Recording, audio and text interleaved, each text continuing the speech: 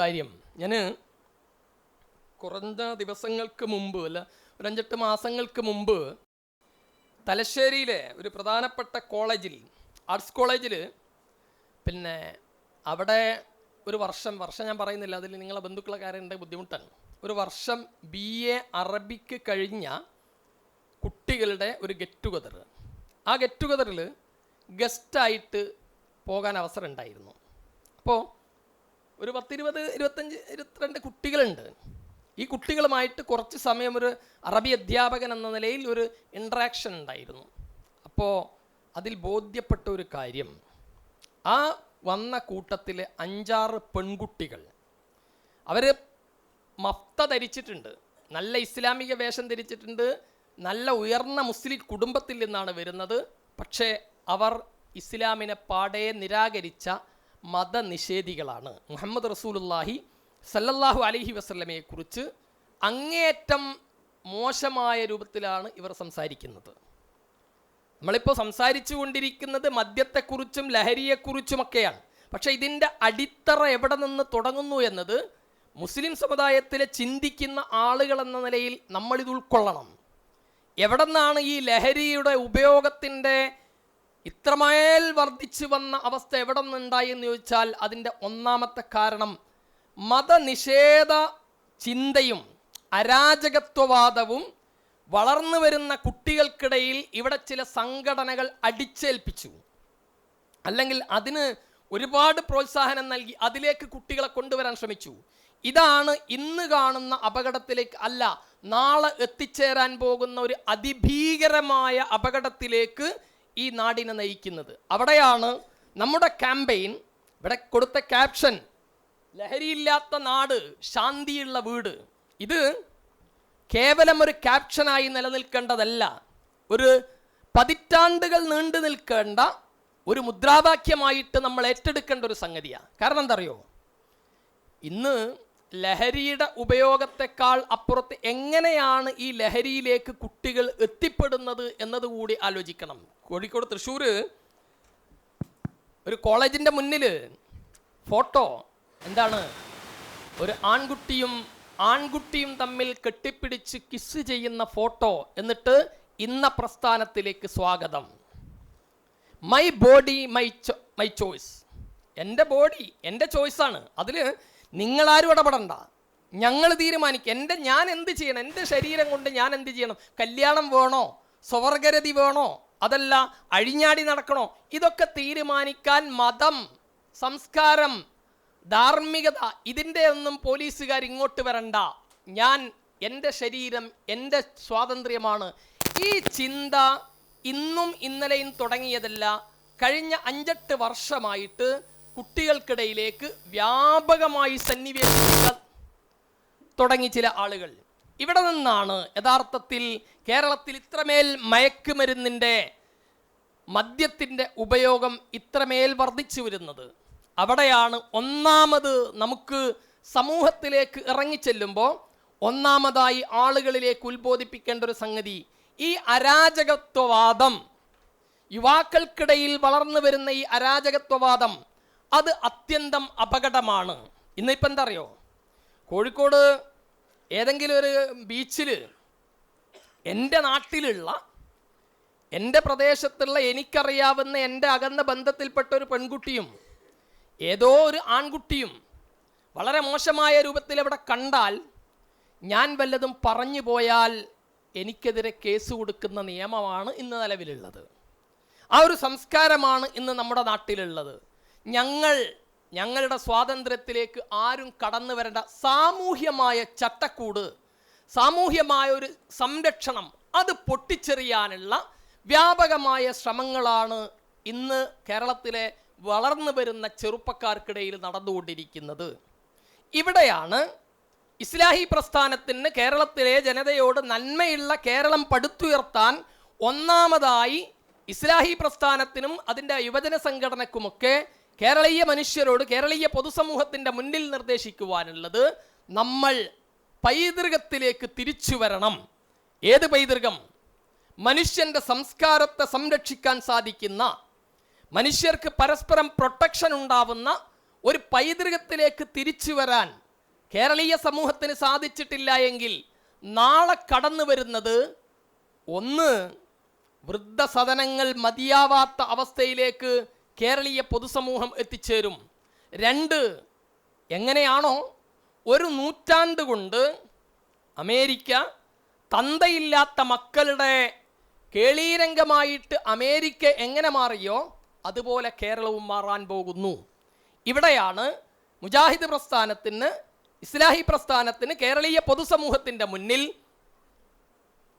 നന്മയുള്ള കേരളത്തിൻ്റെ ഏറ്റവും അടിത്തറയായിട്ട് ആളുകളോട് പറയാനുള്ളത്, ഈ പൈതൃകങ്ങളിലേക്ക്, സാംസ്കാരികമായ പൈതൃകങ്ങളിലേക്ക് തിരിച്ചു നടക്കാൻ കേരളീയ സമൂഹത്തിന് സന്നദ്ധമാകേണ്ടതുണ്ട്. രണ്ടാമത്തൊരു കാര്യം കൂടി നേരത്തെ ഇവിടെ എല്ലാവരും സൂചിപ്പിച്ചു. ഇന്നത്തെ വളർന്നു വരുന്ന സമൂഹം എന്ന് പറയുന്നത് അത്യന്തം അപകടകരമായ അവസ്ഥയിലേക്ക്, മദ്യത്തിൻ്റെ, മയക്കുമരുന്നിൻ്റെ ഉപയോഗം, ഇവിടെ ആരൊക്കെയോ പറഞ്ഞു, അധ്യക്ഷനാണെന്ന് തോന്നുന്നു, നമ്മുടെ ഒന്നും കുടുംബത്തിൽ എന്തില്ല, മദ്യം ഉപയോഗിക്കുന്ന ആളുകളില്ല. ദിവാസ്വപ്നമാണ്. നിങ്ങൾക്ക് തിരൂരിലാണെന്ന് തോന്നുന്നു, ഞാൻ തിരൂര് സങ്കല്പത്തിൽ പറയാം, ഒരു അൽത്താഫിനെ കാണാം. ആരാണ് അൽത്താഫ് എന്നറിയോ? അഫ്ളൽ ഉലമ, ഏറ്റവും നല്ല മാർക്കോടുകൂടി വിജയിച്ച ചെറുപ്പക്കാരൻ. അദ്ദേഹം ഇന്ന് മലപ്പുറം ജില്ലയിലെ ഒരു റെയിൽവേ സ്റ്റേഷനിൽ പഴയ ഈ പ്ലാസ്റ്റിക് ബോട്ടിലൊക്കെ പെറുക്കിയിട്ട് ഇങ്ങനെ കൊണ്ടുനടക്കുന്ന, മുടിയൊക്കെ ജട പിടിച്ച ഒരു ചെറുപ്പക്കാരനെ നിങ്ങൾക്ക് കാണാം. ആ ചെറുപ്പക്കാരൻ ആരാന്നറിയോ? നേരത്തെ സൂചിപ്പിച്ചല്ലോ, അഫ്ളൽ ഉലമക്ക് ഹൈ മാർക്കോടുകൂടി വിജയിച്ച ചെറുപ്പക്കാരൻ. അയാൾ ദൂരസ്ഥലത്ത് പഠിക്കാൻ പോയി. ആ പഠിക്കാൻ പോയ സമയത്ത് അവിടെ നിന്ന് ഒരു പ്രാവശ്യം മയക്കുമരുന്ന് കൂടെയുള്ള പെൺകുട്ടികൾ, നമ്മൾ സാധാരണ പറയല്ലേ മൂച്ചുമ്മ കയറ്റുക എന്ന് പറയില്ലേ, അങ്ങനെ കയറ്റിയതാ. കൂടുതലുള്ളവരൊക്കെ ഉപയോഗിക്കുന്നു.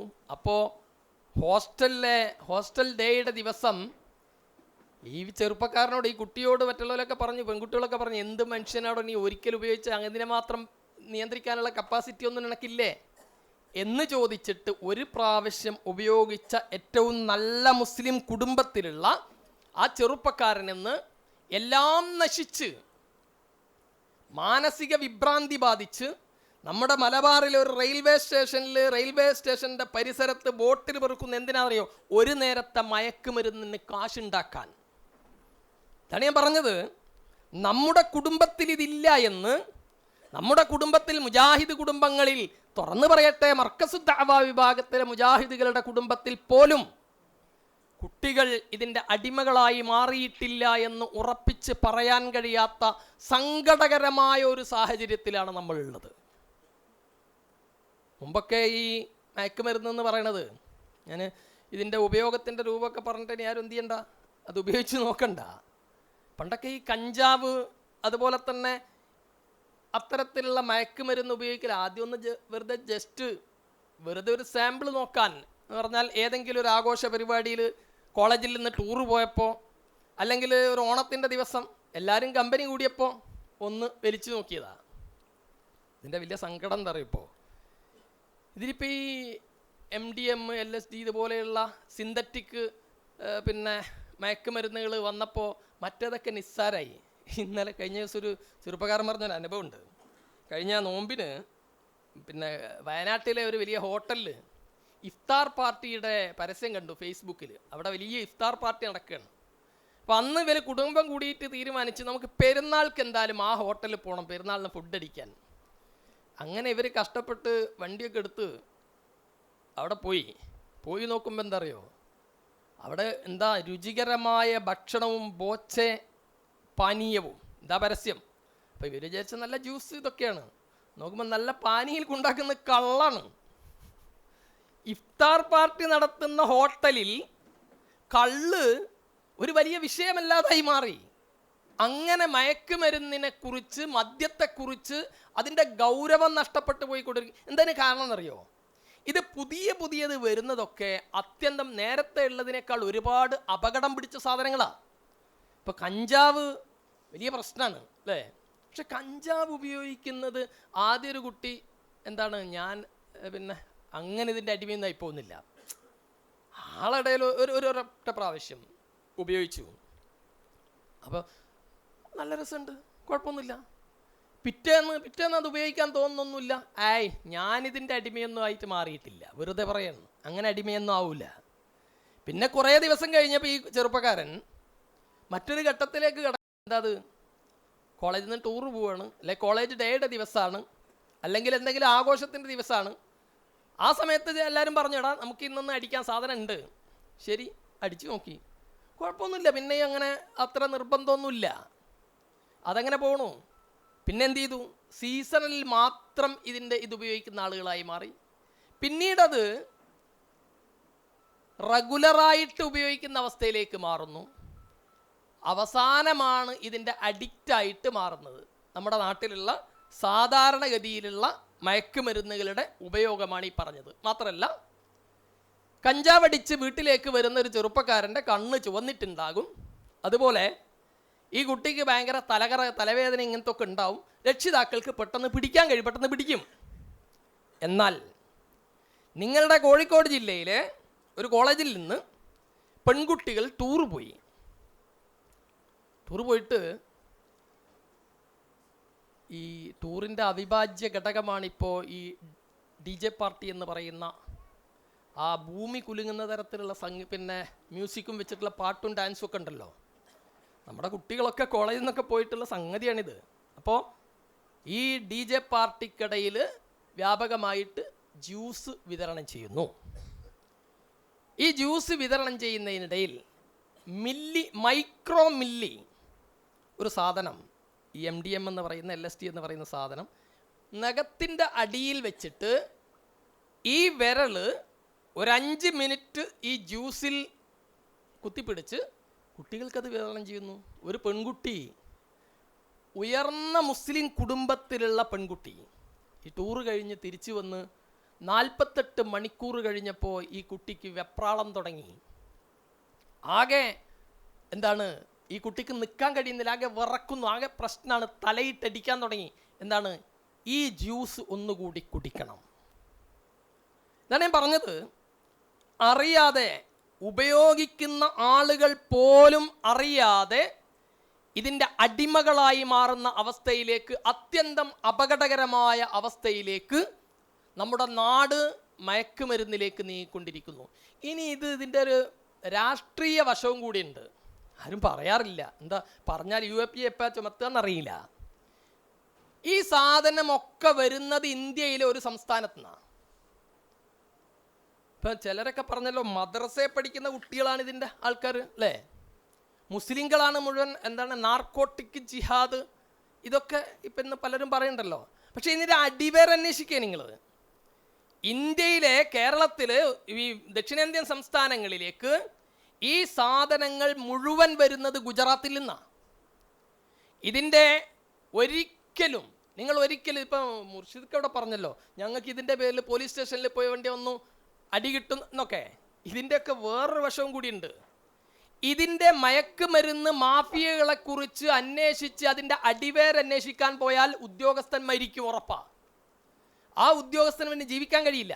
കാരണം അത്ര വലിയ മാഫിയകളാണ് ഈ നാട്ടിൽ. ഈ മയക്കുമരുന്നിൻ്റെ കുത്തക വ്യാപാരികൾ അവർ ഗുജറാത്തുമായി ബന്ധപ്പെട്ടവരാണ്. അവർക്കതിന് പ്രത്യേകമായ ലക്ഷ്യമുണ്ട്. നാർക്കോട്ടിക് ജിഹാദ് ഒരു ഭാഗത്ത് പറയുമ്പോൾ തന്നെ ഒരു സമുദായത്തെ അല്ലെങ്കിൽ ഒരു സംസ്ഥാനങ്ങളെ മുഴുവനും നശിപ്പിക്കുവാനുള്ള ഗൂഢമായ പദ്ധതികൾ പലരും ആവിഷ്കരിക്കുന്നു.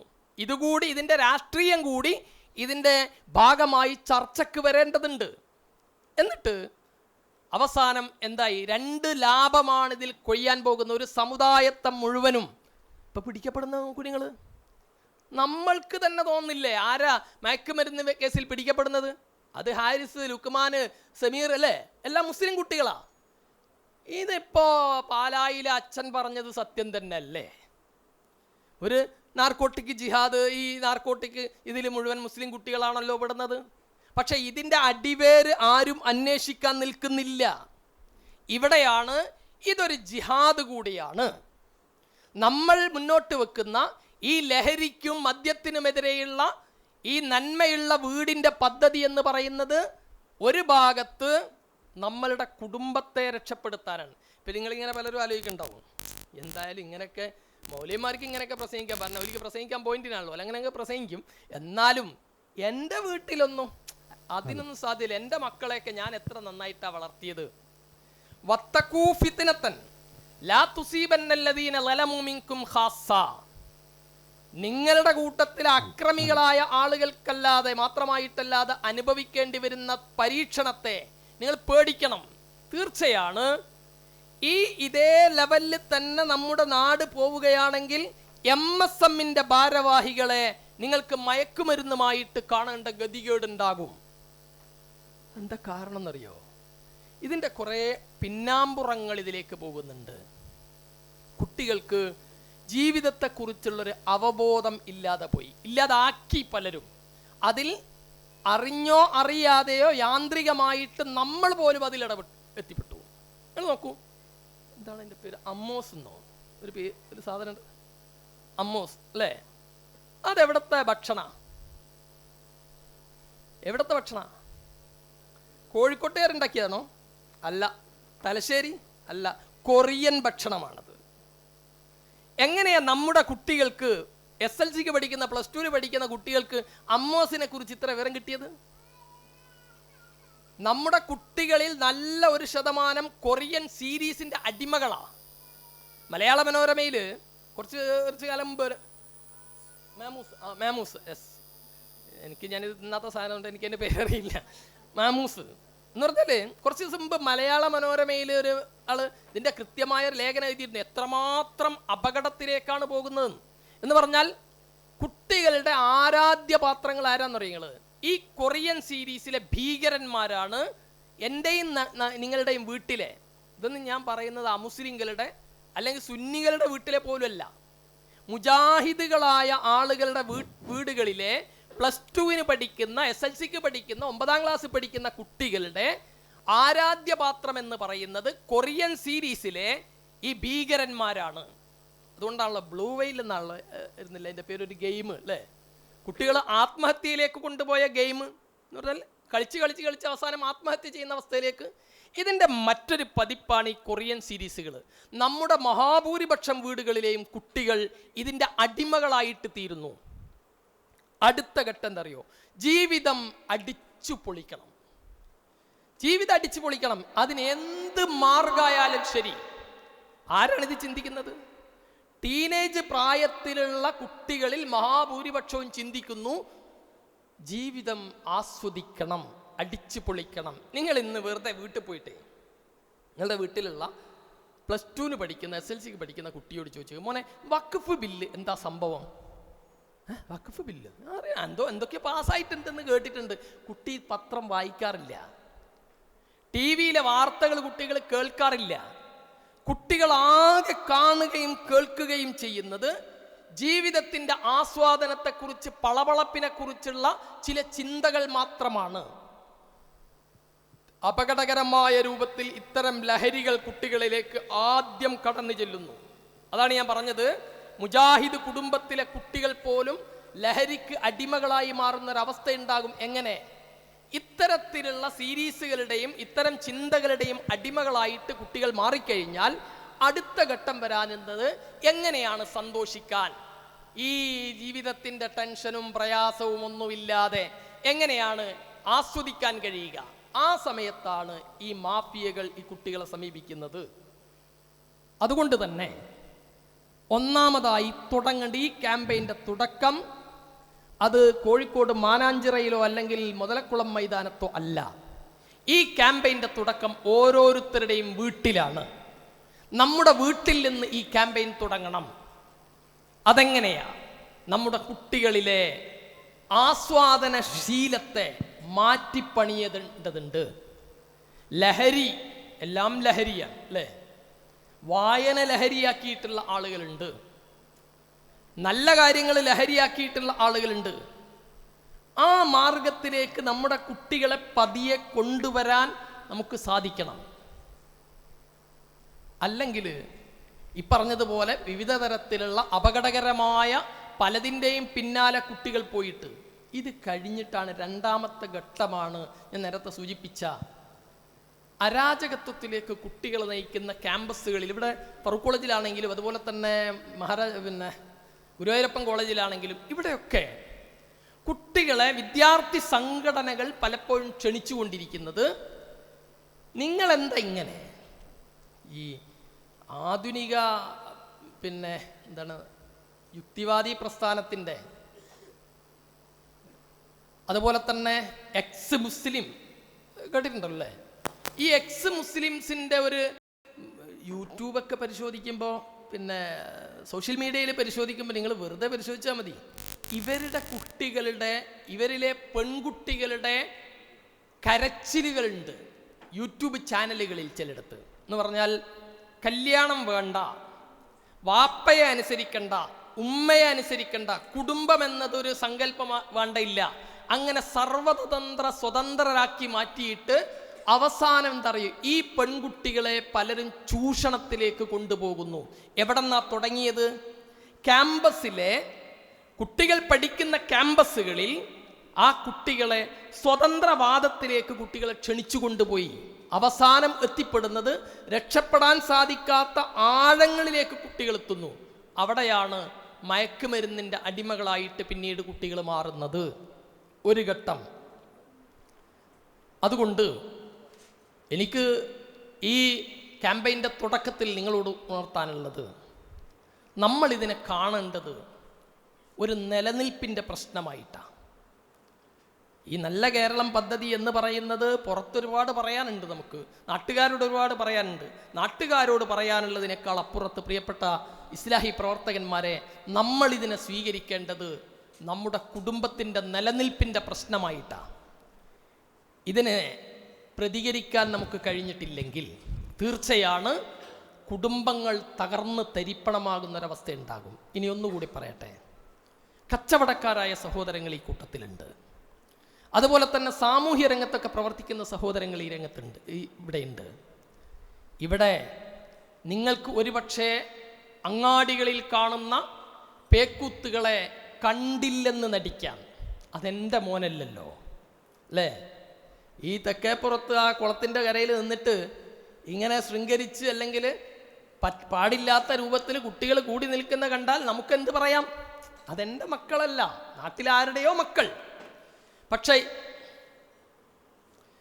ഈ നാട്ടിലെ മക്കളാണ് നാളെ നിങ്ങളുടെ വീട്ടിലെ മക്കളായിട്ട് പരിണമിക്കുന്നത്. അതുകൊണ്ട് തന്നെ മൻ റആ മിൻകും മുൻകറൻ ഫല്യുഗയ്യിർ ബിയദിഹി ഫഇല്ലം യസ്തതി ഫബിലിസാനിഹി.